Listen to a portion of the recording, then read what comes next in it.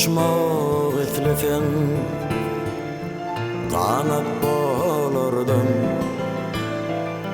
Sen uçmak itlesen cennet bolardın.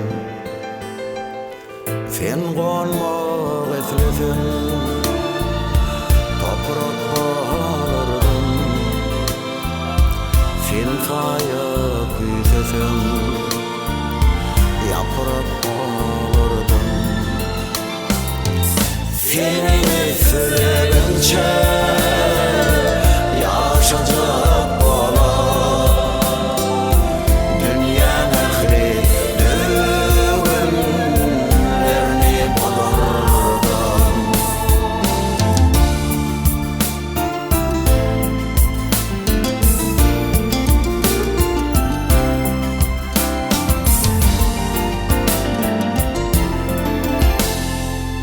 Sen güysesin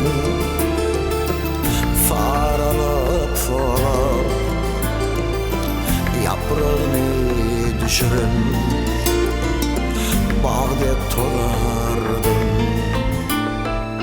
Sen kışı güysesin kar bolup yağar.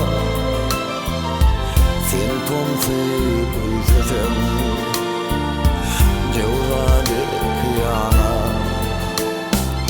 sen yanı güzeden pantılın yara.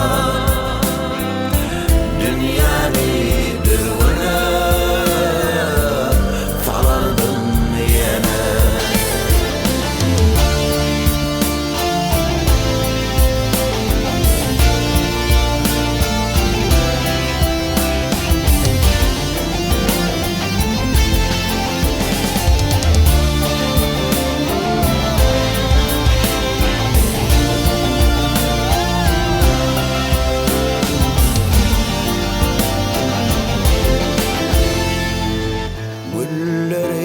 Küysesem